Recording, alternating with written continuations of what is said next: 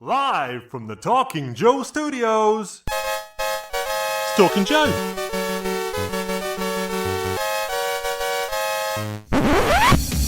Talking Joe is on the air. Hey, it's me, Mark, and welcome to Talking Joe, the G.I. Joe comics podcast. Now, today is a very special episode as we will be talking to a British comics legend, Gerry Finley-Day, about his work on Battle Action Foirce, and we will be joined by noted author Brian Hickey, author of, curator of the Treasury books reprinting the Battle Action Foirce comics. So without further ado, let's add them both into the screen and welcome them both. Welcome, Gerry. Welcome, Brian. Okay. Hey, Mark. See you, Gerry. Hiya. So it's great to have you on, Gerry. For those who are of our audience who are less familiar with you, and we do get a lot of Americans watching who won't have had the benefit of growing up reading British comics, I'll give a little bit of a blurb. So Gerry Finley-Day, British comics legend, was born in 1947 in Dundee. He is a former paratrooper, a writer of comics and books, very prolific in the 60s through to the 80s, best known as the creator of Rogue Trooper. Drafted by Pat Mills to develop characters for Battle Picture Weekly, he wrote strips including Rat Pack, The Sarge, D-Day Dawson, and most importantly for us, Action Foirce.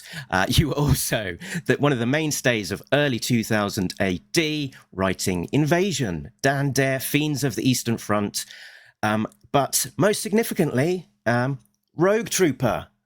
Over my shoulder there, the creator and running on for many years. I think that was introduced in 1981, a couple of years before Action Foirce was launched. Right, Phew! What a career! That is some career right there. And I was saying for the likes of me and Brian, who sort of grew up immersed in British comics, strips like Rogue Trooper and those battle strips were such a huge part of our childhood. Sort of looking forward to that comic dropping on our doorstep through the letterbox, delivered by the local newsagent. Real highlight of the week. Gerry, before we get too deep into all things Action Foirce, maybe we can talk about your background. So what was where did you grow up, and what was your kind of roots into comics? Growing up was originally Brodie Ferry, which is this port next to Dundee, Edinburgh, and then Ayrshire. As I said, I'd put a little thing in this first book of the trilogy showing a bit of background, which was that I grew up in Ayr. We were next to Prestwick Airport, which was, as I say in the book, it was the only place in England where Elvis apparently landed. But it was also the biggest Air Force base, American Air Force base at the time in Britain. So you had tons of American comics, American stuff pouring in all the time. I don't really know how this went across the whole of Britain, but as far as we were concerned, we were very used to American comics, 10-cent comics, Sergeant Rock, all these Stag. There was all these magazines that were pouring in that were in fact so much more interesting than the British ones. There wasn't much that was coming that way. So this was we would swap them in the playgrounds. There was a big following amongst my pals as to American literature, as it were. So there was that. Then there was a hiatus, and there was suddenly somebody clicked in IPC, and you suddenly had British versions of that appearing. War Picture Library, Battle Picture Library, and Commando, which of course is still on the go. So I originally wanted to be an artist, and then I'm a comic strip artist, and then I realized it probably wasn't that good enough. So I switched to the writing side of things, Went up and saw this guy, Ted Bedsburg, who was in charge of War Picture Library at the time. And he said, look, if you want to try it, try your luck. Here's a script. Here's the finished product. See what you can do. So having taken it all apart, literally, the whole script apart to see how it went, that's how it got me going. So I started off with a couple of stories in Battle Picture Library, then Commando, and went on and on from there. And did you kind of, for that initial experience, was it like reverse engineering? It's like, here's a script and the comic that it created, figure it out and replicate that kind of same thing. Yeah. And it's interesting you growing up near the US Air Base and getting access to all of those American comics, and particularly the war comics, because in my mind, it was like the war comics were such a British institution. We had, that during the 80s, we had all of, Valiant and Victor and Battle and Commando and, Battle and, all of these comics. So it's, in my mind, it's like such a British thing. But for you, it was almost the American comics that came first. I guess those amazing Joe Kubert, Sergeant Rock comics and that kind of thing. Yeah, no, they were way ahead. They were way ahead, just like most of the media, color TV shows, that sort of format, they were ahead. So as I say, it's a good, it wasn't until about the late 50s that they began to get going with British war comics as you would understand them. Prior to that, there was Eagle. There wasn't much of a thing going on. Do you think those American comics had a big influence in terms of how you approached writing definitely. comics? Yeah. Again, it was mirrored. You took with films as well. American films, there were war films coming out by the ton, whereas British ones were a bit more, what would you call it, reserved, the cruel sea, things like that. So the Americans were pushing the momentum. Somebody in Britain, I think somebody like Ted Bengsburg, excuse me, had picked up on that. So you had some very, very well written stories. I get the sense that you also that cinema was a big influence in terms of how you approached your work as well. Well, as I said in the books, Ayr had 6-7 cinemas. It was a seaside town. It was Glasgow on Sea, which meant every summer the whole of Glasgow would come, just like London would come to Brighton or Margate, where I am now. So as a result, you had all these cinemas that kept going, and because especially the 50s, that was your oasis. Why should I mention the word oasis? You went to the cinema. That was your big thing. There was nothing at home, nothing on TV really to shout about. It was all black and white anyway. So this was your big wonder palace when you went in to see as I say, a Technicolor film, especially a big epic screening of something. But it was usually American, as I say. In fact, most of the British good films in those days tended to have an American actor, an American lead to help sales and so on.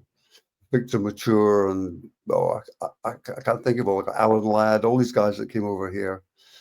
Incidentally, I was doing a thesis on the Bond films, and that was how it all started. Warwick Films is Alan Ladd comes over, brings Richard Meyerbaum with him, who's the Bond writer, and they sort of Americanize British films. Interesting. Yeah, you think of Bond as being a British institution, but there's a lot of Americanization in there. It was all Americanized. I mean, the color work, the guys themselves were American, weren't they? Most of them. Broccoli. Wow. So there was, I mean, they polished it to perfection. But as I say, if you look at the background to those, they were all British American war films, like the Red Berry, Cockleshell Heroes. Incidentally, it's weird. Have you heard? You remember Cockleshell Heroes, the film? Not one that I've seen. No. Brian, do you not know about the canoeists that go up to some ports? They had the canoe up to some port in France, and they blow it all up. It's a true story. Oh, well, anyway, I'm not familiar with it, but I really want to see it now. Cockleshell Heroes was done by all the Bond people, all the Bond guys, if you like. I'm talking about films now rather than comics for a second.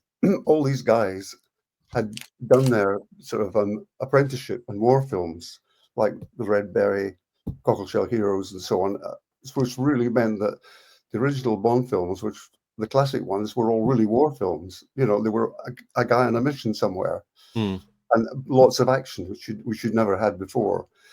So coming back to what I've said, this is where I am right now, just next to Margate, is the beach, the actual beach where the guys took off in their canoes on a dummy run up the Thames to try and recreate what's going to happen in France. It's just weird. It's right beside you. But coming back to what I'm saying, you know, we're coming to British comics, as it were, picking up on films, as it were. I'm sure there was an awareness there all the time. So again, you had the British comics took off, but it wasn't until what are we talking about? 59, 60. We're talking about War Picture Library, Battle Commando comes out then. It's not until what the 70s where you really get going, which was of course was DC Thompson's with Warlord coming out first. Then my older cousins, they read Warlord, so I would visit their homes in the 70s. Yeah, there was always a copy of Warlord lying around. yeah. But it was probably when Battle came on the scene, then maybe a couple of years later, and this is still in the 70s, and they kind of migrated over to Battle, and I certainly noticed that there was a change in the tone in the stories in Battle. It was much more. It was darker and more violent than typically what you would have seen in Warlord. Yeah, that's right. Again, you had this was Pat Mills and John Wagner. We'd all grounded also in girl stories. In fact, Romeo as well John had been on, so there was a feeling of story was important, that plotting was important, and also I think we were able to afford very good artists.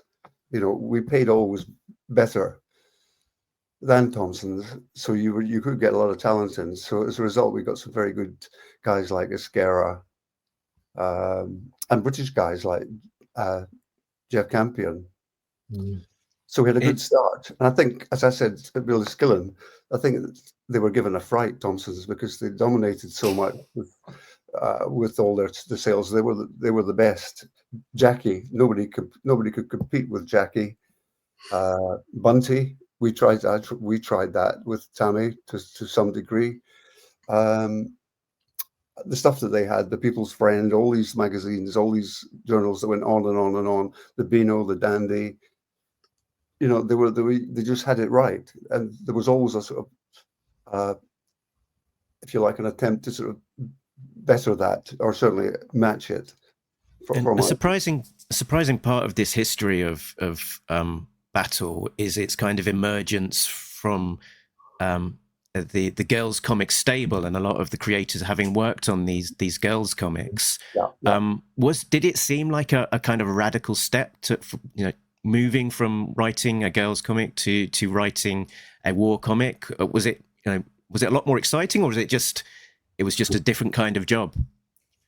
I'll tell you, it's really back to front here, because I'd started off on Action Comics, right? And when I joined IBC, they thought I was suited for the girls' side, which I knew nothing about. Because the brief was, you know, try and beat Bunty. There was about 3 different titles, if I remember right. Mandy. There was 2 or 3 other ones. I really can't remember them, but there was the good 3 leading ones that the ones down in London here with IBC couldn't match.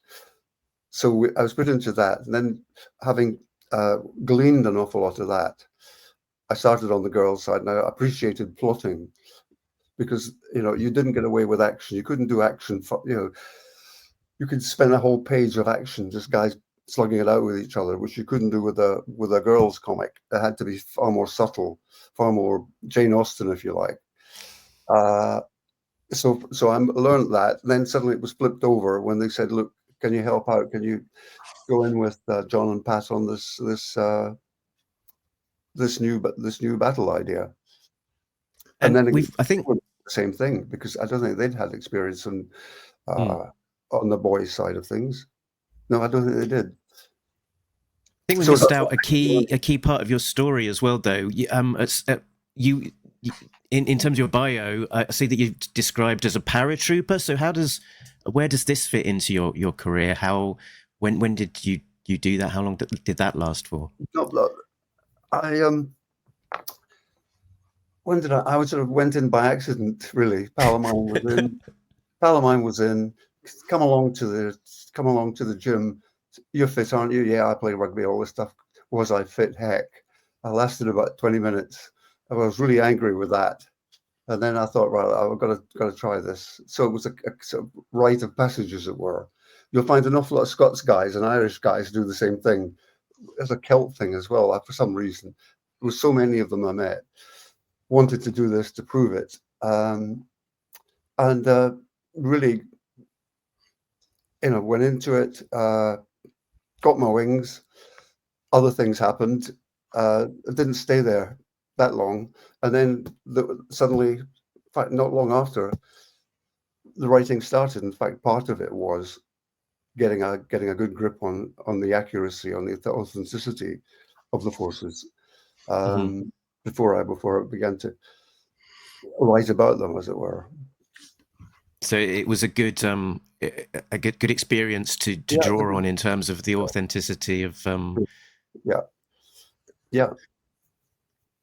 That's actually so. I mean, recapping that there, you've got that kind of grounding in kind of good storytelling and plotting from the girls' comic side of things. That sort of sense of authenticity from actual, being in the military, bringing all of that together. And when we look at, at Battle comic, what you created there, with Pat and John, I'm particularly thinking of the Sarge, which is one of my favorite, battle strips. It's a Band of Brothers story, but decades before we had the hit TV show Band of Brothers, and it's that for me was a real. I was a history buff in school, so I loved it felt like I was reading a true story of how a squad worked their way up from North Africa and all the way up through Italy. It was almost like a history lesson for me about World War II, and I'm pretty sure some of what I read in that strip probably made its way into answers to history questions in class as well. So, yeah, for sure. In fact, going back to the American comics of the 50s, Sergeant Rock was very much an example, which was really a John Wayne character. All his stories. What was clever about it was. There was no time factor. Each episode could have been anywhere. It was in Africa one day, it was in Germany the next day, and there was no filling of a timeline there. So it just dropped you into a particular situation. There wasn't really much historical background. They kept that very quiet. But that was my sort of linchpin there. Also, I think I said this in Enniskillen. Our favorite American TV series in the 50s was a thing called Boots and Saddles, which, as somebody picked up on, was created by Gene Roddenberry, the Star Trek guy. Yes, yeah. Now, this was very much a gritty. What we liked about it, there was no good-looking, and there was no women in it at the time, which we thought was great. But it was a very hard-boiled GI type Western where they were all a cavalry troop, all very much veteran, what you call character actors, which was, the idea of the sort of ugly team, as it were. So it was very, very. That was our favorite. That was a thing we all talked about in air.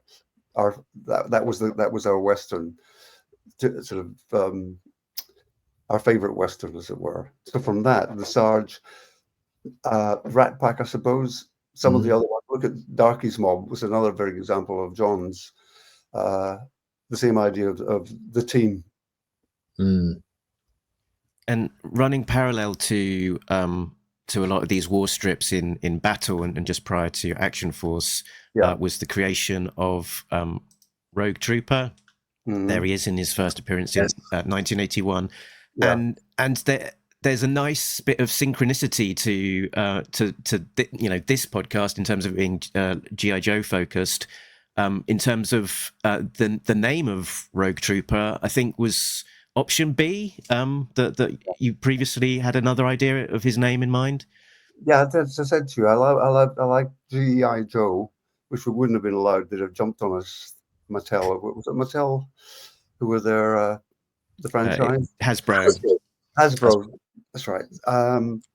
They wouldn't have allowed it, but the idea at the time was the buzzword was genetically engineered, as opposed to they now use the word genetically enhanced, which is actually sounds like he's had Botox. So that was the idea, and then there was a couple of others. Trooper Tube, because he was going to be from a test tube. The whole idea was that he was a sort of deliberately created soldier. Really, that was it. We took it from there. Plus, I think, to give it its due, the old Lone Ranger story, which is the last of the Lone Rangers who survives an ambush. I hadn't really thought about that at the time, but I suppose I got to be aware of that now. But that was really it, the soldier moving off on his own. But again, he's got his team with him, which is his former buddies. Mm-hmm. This is certainly, in my opinion, the greatest strip to come out of that kind of classic era of 2000 AD. And yet it has those echoes back to what you were talking about, Gerry. And certainly you can see echoes of the Sarge. And they're like, he's got his bio-chipped buddies into the gear. It's a small team, and there's a great kind of, I suppose, there's a linear approach to the storytelling, that they're just always moving one step further on their quest to get justice and to catch the traitor that sold them out. Yeah. Also, if you remember, D.Day Dawson in battle was carrying a chip of sorts. He had a bullet in him. Remember? That's correct. Yep. So that was a sort, if you like, a sort of chip. If in a very grim way. So he was always aware of that. I suppose something came through on that as well. But certainly it kept the team idea going. Mm. Well, D-Day Dawson is a brilliant strip, and yeah, it's like he's this character that has like a, for readers who aren't maybe, or viewers who aren't as familiar, with the British comics, it's like he almost has a death wish. Well, not that he has it; he knows that he's going to die for sure, and so he takes on the most outrageous kind of missions because he's got nothing to lose. It's another super strip in battle. Yeah. I was going to say that while we're just on Rogue Trooper, just shortly before recording, there was a press release with some new images of the upcoming movie, directed by Duncan Jones. Gerry, are you excited to see these updates? Are you looking forward to seeing? You're telling me I didn't know about them. How long ago was this? How recent was this? This was last week. I guess last week. Yeah, there was just a few stills. Yeah. Oh yeah, it's all very evolving. It's all very exciting. We just wait and see. The synopsis that they included in the press release, it sounds like that it's very, very faithful, Gerry, to your original kind of Rogue Trooper story. And I think Enniskillen, you mentioned that you had a chance to visit the Rogue Trooper set when it was in production. Yeah, down in the old, I still can't remember the old power station where they turned it into a giant studio. But as I say, because you don't get the old cuts, lights, camera, action. It's all cut to bits and also reassembled in a far more infinitesimal way. I didn't catch much of the actual, much of the storyline. It was very, superb to watch, but as I say, it was all brand new stuff. You weren't sitting in front of a camera or a rolling dolly or anything like that. You were just watching bits and pieces being put together, almost like a archaeological dig, that it was all carefully being assembled. Fantastic. Wow. So onto Action Foirce. Can you tell us about how the Action Foirce gig kind of landed with you? I think it was a call from editor Terry McGee. Is that right? That's right. Terry just phoned me out of the blue. We had this talk, met up. I came into London, we met up, and then I got all these. I got the blurb, the franchise had put together all these toys. I had a lad of, how old would be there, 10. So there was a lot of toys to play with, plus all the blurb. A lot of people have put a lot of work into backgrounds, and you could take off from that. So a lot of it was laid on for you, and you just had to embellish it. Did they give you like a giant box of the toys to kind of Yes. play with and dig into and try and get a feel for? Yeah, I think they did. So this is very important actually to see exactly what the characters were going to be, because somebody put in a lot of work, and I never found out exactly who. But there was a lot of characterization that had been done for me. That was very helpful. So someone had sort of like almost put together a bit of a story Bible or character Bible at that point. Yeah. Because actually, the Black Major was always a good one. There's nothing like a villain to whet the appetite. Well, I love about your Black Major story, and it's it's an epic, background story in the Black Major that you created, where it's the story of a bad person who becomes even more bad over the course of the story. So there's nothing redeeming about him whatsoever. No. And I thought now looking back on that was a brilliant twist on the bad guy story. Yeah, I liked it. I mean, I think most actors, if you're good, like to be villains, because you can get away with so much more. In a Bond film, the villain is the one who plays up to everything. I can't think of who was the best villain in it. I suppose my favorite one is Robert Shaw, and of course the girl in it, Rosa Klebb. That was a nice start. The Black Major. I relished writing about him. With these characters, they were the space team, the sea team, the SAS, the army, and they as toys themselves, they are a bit of a blank slate. They're sort of like a color scheme and very similar looking. So there was what was interesting about this era of storytelling for Action Foirce was how much personality was being injected into these characters that didn't really exist beyond a 4-inch piece of plastic. That's right. Yeah. Have you seen Barbie? I said, have you seen Barbie? I have, yeah. Anyway, I digress. So I love that. So, go on. We talked about we were talking about how you would create teams within your stories, like within the Sarge or within Old Trooper, and you see that carry over with your treatment of the SAS team. That you've got this kind of great relationship between Eagle, who's the captain of the team, and then Stakeout, who's this kind of right-hand man, and they're almost always with Quickfire, the kind of their German counterpart, and that team dynamic that you use so successfully in your other strips really gets, it brings the Action Foirce characters to life, and it works really well in those stories. It's true. I mean, you were there, Brian, the other night when John and I sat there, and we were talking about. He talked about Doctor Who, and he says he prefers Star Trek, which led me on to talk about Gene Roddenberry and Boots and Saddles. But Star Trek's a very good example of the team, the recognizable people that were always there,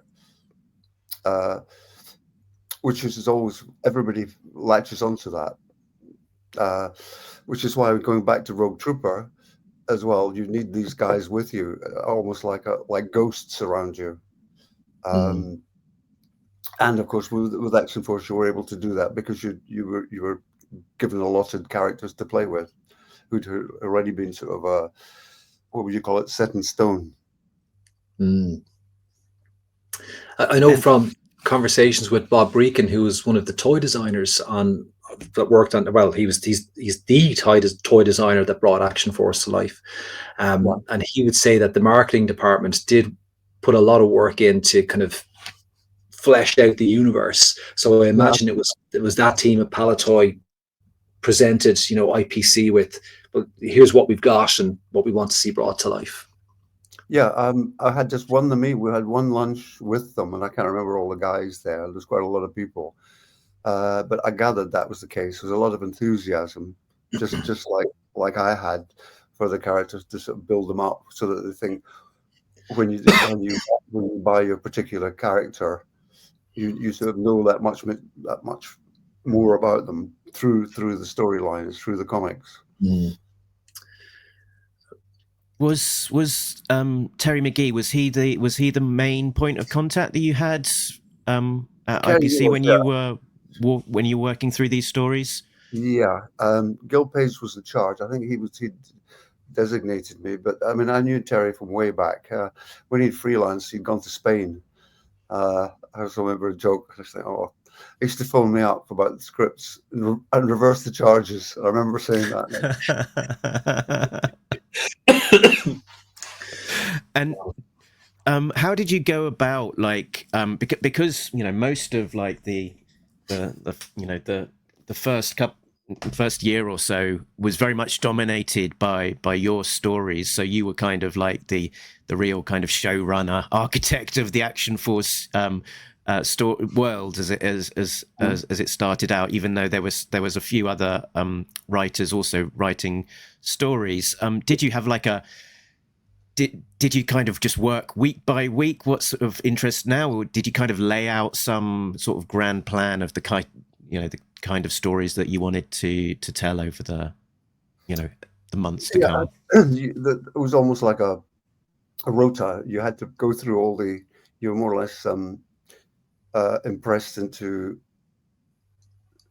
covering every single team there. So you go one through the other. You'd done your SAS one. You'd done your Black Major. Right. You got to go through, and then you come back on the conveyor belt, as it were, to do the next round, as it were, la ronde. So that was kept you on your toes, as it were. So you had to come up with freshness for the next saga for any particular team. Yeah, so a big bit of the momentum is like, okay, I've got to spotlight this particular team or this character. What can I do with them, kind of thing. Yeah. And was there much back and forth with editorial and Palatoy?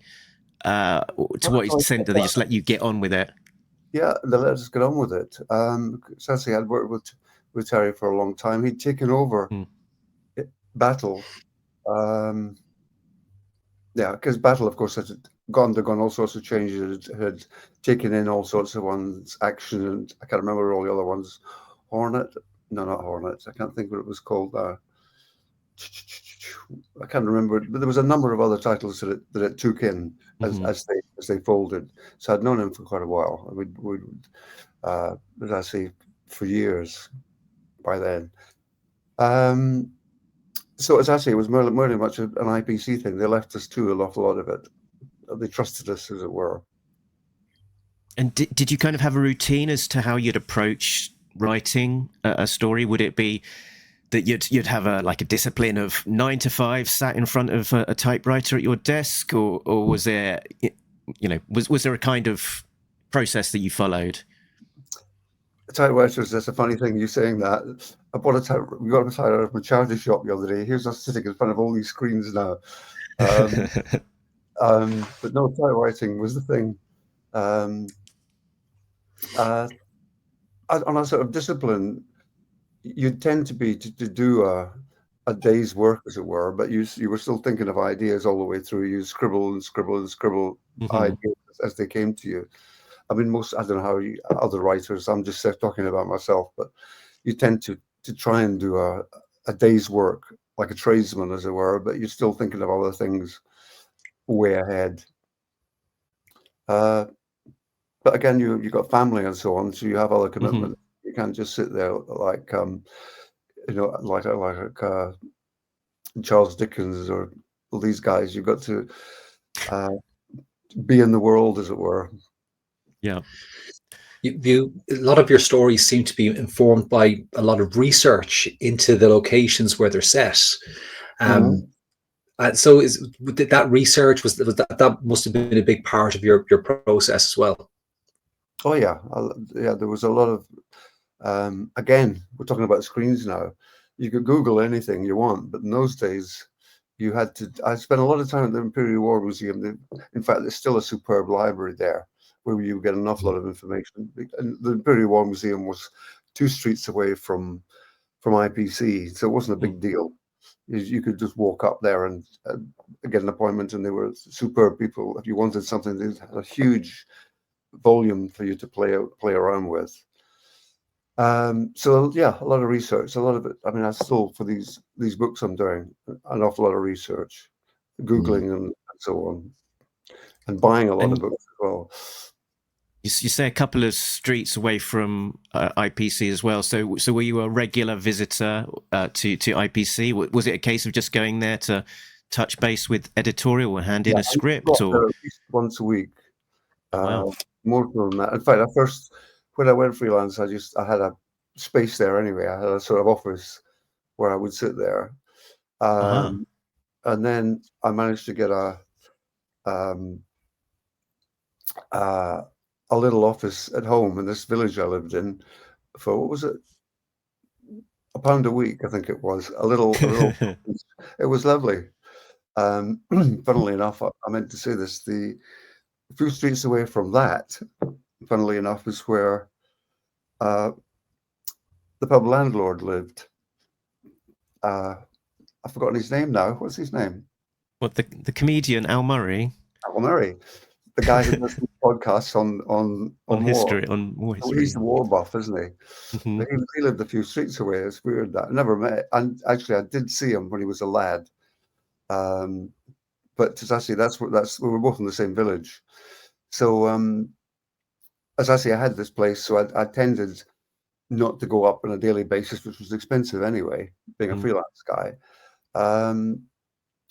But I go up, as I say, to keep in at least once a week, almost at the same time. Yeah, and remind the editor that you're still there, available for work. Yeah, and pick up your checks, make sure your checks are right. Ready. So as I say, it was an easy task just to wander up to the Imperial War Museum. And I heard you describe your process for writing as a bit more like storyboarding. A bit, maybe it sounded like it's a bit closer to the Marvel method almost, that you're doing a plot and then refining it once the art came in. Is that right? Well, this had started with the girl stuff, with Tammy, with John Purdy, that there was so much time wasted where you would have this almost like an ideal in your mind, and you'd go to these writers and say, can you do that? And then come back and say, that's not quite what I want. No, can you do that? Then after a while, you realize you were really getting up their nose because they were being asked again and again and again. So I remember somebody saying to somebody else, why don't you do it your effing self for the moment and show us? So that's what happened. So I thought, well, proof of the pudding, you gotta do it yourself. So I started doing stories myself. I got into that so that it saved time, and then some of these ones you'd give over. You say, look, this is the first chapter. This is how it should be. Could you do that? And they'd pick up on that. So you'd give that away to them. So as actually so many times we came up with the ideas, but actually put them down in first script form, and just actually handed it out. So when it came to Battle Picture Library, the same thing happened. There was all these ideas. Oh, we'll do this. We'll ask writers and so on. And writers again getting fed up and wasting time. Oh, sorry, that's not quite right. Can you do this? Can you do that? It's very easy to criticize. And of course, a lot of them got annoyed. And again, they were saying, well, you show us, you tell us, whatever you think. So with things like Rat Pack, D-Day Dawson, so I put down the first script as a sort of foundation for it. almost like you're writing the pilot. Writing the pilot, and then when as I say, it was a lovely time when the scripts came in, the finished artist products, who were usually, as I say, foreign guys, Spanish or Italian. It was a lovely day because one of our agents used to come in and just breeze in with them with like a Roman tribune with all these scrolls, and you'd undo it all, and it was all there. Wow. So what I'd realized when I'd spoken to these guys, I got to know quite a few of these Spanish fellas. They wouldn't bother with the dialogue so much because they weren't under pressure. They were clever enough. They spoke good English. They understood what was wanted, so they would more or less, I wouldn't say ignore the dialogue, but put that to one side and get the pictures right, which meant when you came back, you could play around with the dialogue as well by seeing the pictures. So it was storyboarding to that extent, and then you could add bits. That artist has done a fantastic bit there. Oh, I can add a bit of dialogue to that. So it was like almost cart before the horse. So you almost had two passes at it. You had like the plot pass, you see the final art, and then you kind of do the dialogue pass over the top of it. You know, like painting a car, and then you do the final coat. And as I say, with somebody like Scara, I remember when his first Rat Pack came in, I thought, wow, look at that. That is superb. Again, when Scara did the Fiends of the Eastern Front for 2000 AD, the same thing. Yeah. How have you done that? You know, that's almost how I wanted. How could you know that? Yeah, and it does seem like you were blessed on a lot of these projects with an amazing array of artistic partners. That Dave Gibbons, Cam Kennedy, Ascara, outside of Action Foirce, but and on Action Foirce, you had sort of the Vanyu brothers doing this incredible work. I don't imagine that you ever got an opportunity to meet them if they were overseas. Well, this is it. I met Jeff Campion, who I loved. I'd remembered him from the 60s, way back, writing comics for Lion, things like that. What was the other one? Lion, Tiger. So I knew them, but none of the other guys. I'd love to have met Ascara. I'd love to have met Ascara. This is a funny, I don't know, this is just a tiny story. In Rat Pack, do you remember the character called Dancer? Yes. Right. Paul Trimble phoned me up about this. What's this Dancer fella? Where does he come about?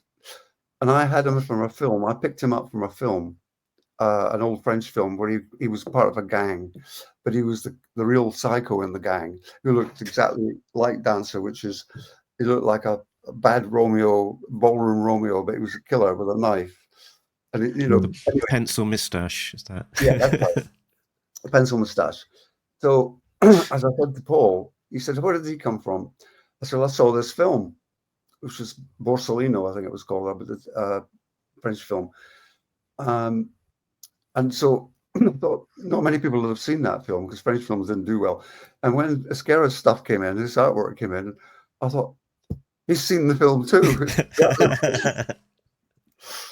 He probably had it in Spain. It was a French film. It was a continental film, but probably did. But I remember things like that, especially with Ascara. But a lot of the good artists, you were given an extra boost. You think, oh, my goodness, they've really done me proud, as it were.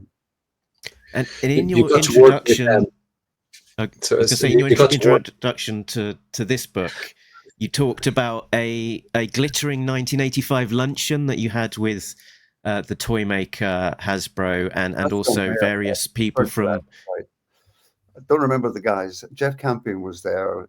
A few other artists. I can't remember. You mentioned John Cooper. John Cooper was there. That's right. I think he was there. But he should have been. I'd have thought so. Yeah. As I say, it's a while ago, and I can't remember the actual name of the company execs who were all there. But it was a nice lunch. Well, speaking of like artistic talent that you got to work with, John Cooper is another great legend of the the British comics. Got to collaborate with you on a lot of Action Foirce strips. My personal favorite is the story that's set in the Highlands. It's called Operation Claymore, where the SAS team are they're on like a training mission, so they've only got blank ammunition. Yeah, and that they're essentially being hunted by the Red Shadows across the Highlands. It's it really is a super story, and John's work, I think it's some of his best work on Action Foirce on that particular strip. Yeah, yes, it was. Yeah, as I said, it usually did me proud when the stuff came back. It was always a nice feeling to see what have they done and be usually pleasantly surprised. Very, very rarely were you disappointed.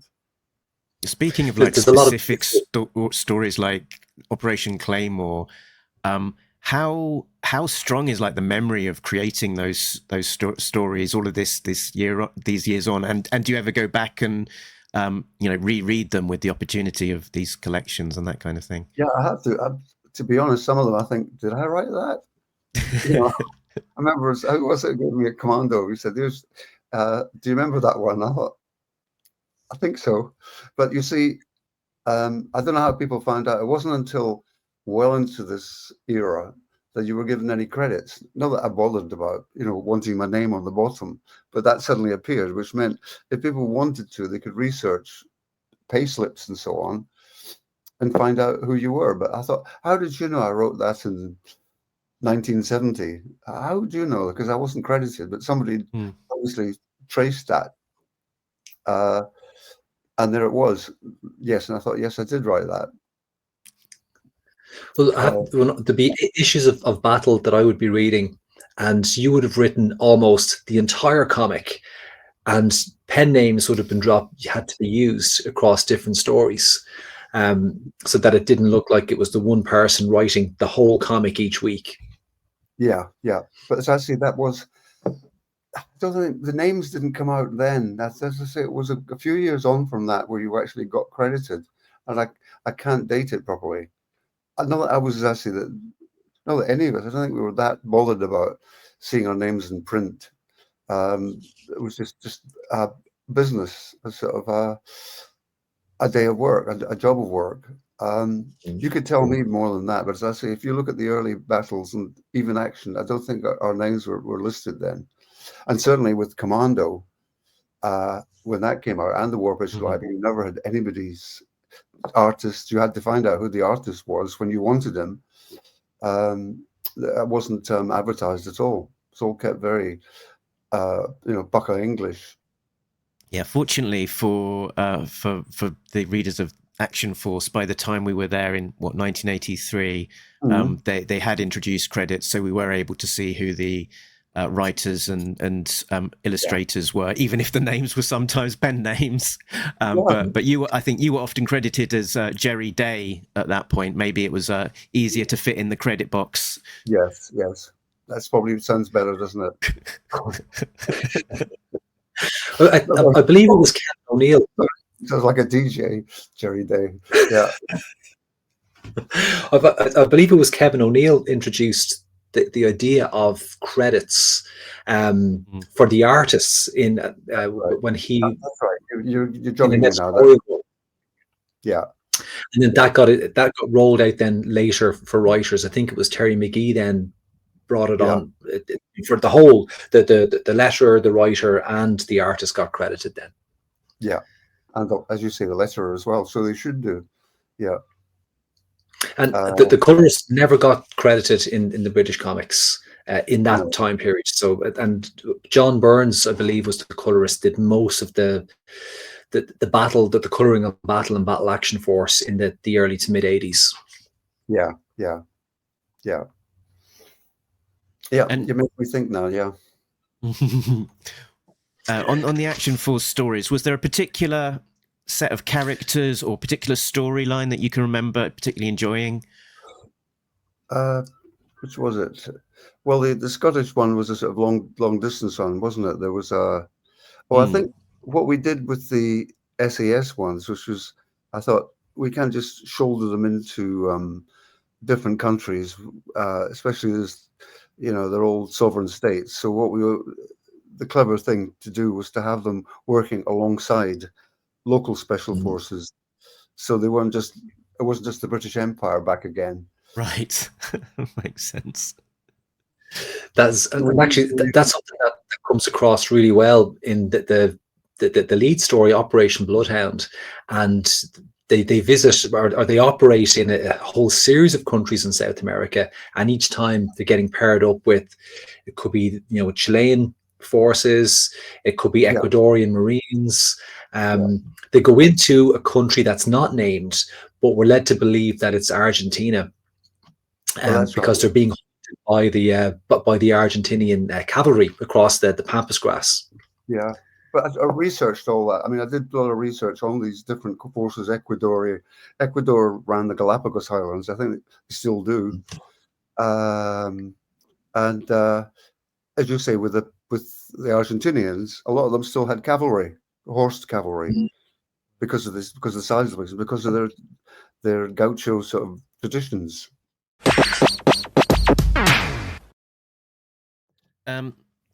So I've used up a lot of my questions already. Was there anything in the Action Foirce space that you wanted to ask about or talk about? I think that's been brilliant, and in fact, I'm kind of looking forward to talking about Gerry's new book. So if you want to segue into that, Mark, there's because everything that we've talked about, we can relate that back to Gerry's new novel. Mm-hmm. So Gerry, sort of, you were sort of very well known in and prolific in the boys comic sort of space, sort of during up to the sort of the 80s, and then us comic readers have sort of seen slightly less of you. So what have you been doing with yourself in more recent years since you stopped at Battle in 2000 AD, and maybe you can bring us forward to the present.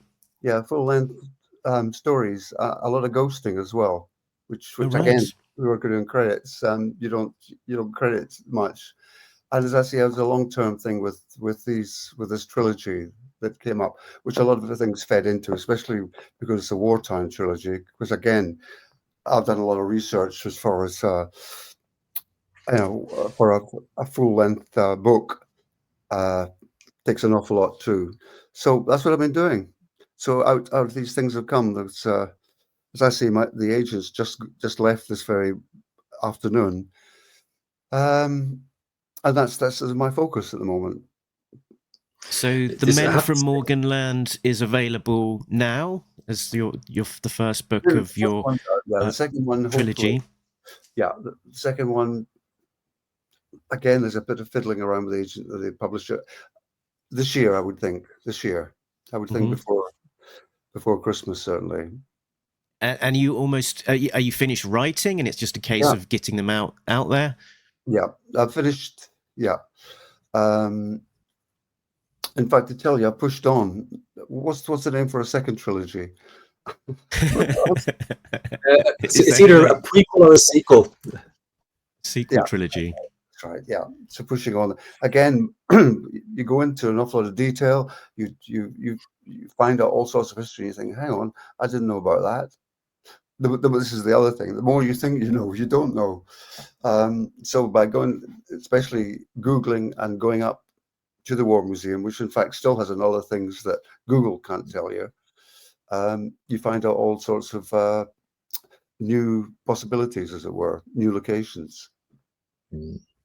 I was actually really fortunate to get to read this book when I picked it up when it got released on Kindle format last year. Oh yeah, and I have to say it is an absolutely brilliant story, and I don't want to reveal any kind of spoilers, but it's a very it's a kind of a great tense sort of thriller, but there's also kind of a road trip element of it. And as I was reading it, I really felt I was kind of brought back in time, reading about these kind of occupied countries, but going back whatever it is, 80 plus years, and all the different cultures as they kind of travel down this kind of the eastern, the occupied Eastern Europe, and it really is. It's your research kind of ethic that you brought to your comics. You see that coming into play here. Your characterizations, like we have our kind of like anti-hero with his kind of small team around him. It's again echoing some of that great work from your comics work as well, and plenty of action in there too. It's a great book, and I can't wait to get my hands on the next book when it comes out. Okay, we'll send you a copy when we go. There we go. There's a promise. And what's the best place for people to get their hands on this? I know that you can get it on Amazon. Is that? I would go to Amazon. Everything goes through Amazon now, doesn't it? Even when I'm finding old books, which I had to do, that are almost out of print, I go through Amazon, and there it is. You just browse through and see. Some of them have been quite expensive, but there's not a lot you can pick up. And a lot you can just pick up by sheer chance at a charity shop. It's weird, but as I say, I'm very keen on research anyway. Getting facts right. There's nothing worse than reading something and finding you thinking, no, that didn't happen, or that couldn't happen because of the, because of the logistics, etc. So in this case, with these books, I've gone to quite a bit of trouble. I mean, it's a shame, isn't it? How long ago is it? A couple of weeks that Frederick Forsyth, who was the master, has died. Mm. Who in turn, I think, was the closest to Ian Fleming as far as detail and a sort of, what do you call it? Confident storytelling. Yeah. Rich storytelling, I should say. Well, I think you mentioned two great masters of kind of war thrillers and espionage thrillers. I think this book kind of sits comfortably in that kind of genre that both Ian Fleming and Frederick Forsyth, excelled in. And certainly, no, it is. It's a great book, and I think if anybody, if they're a fan of Gerry Finley-Day's comics, they're going to love this book. And it's up there on Amazon on Kindle. You can order the paperback edition either if people prefer the more physical book. It's well worth it. Thanks. Okay, there's a recommendation for sure. And Gerry, have you got any appearances coming up where people might be able to find you in the future? There's something. Let me think. There's something happening in the summer. I know, and you've got me. My wife's written it down on the diary. There'll be a couple of things, and again, we don't know. I'm waiting to hear a bit more about this film. If they want any more of a tie-in there, any more of a appearance. I mean, was it back in May? Wasn't it? I sat with Dave signing books for Rogue Trooper. But he hasn't, as I say, he hasn't been in touch. He doesn't know much more than me.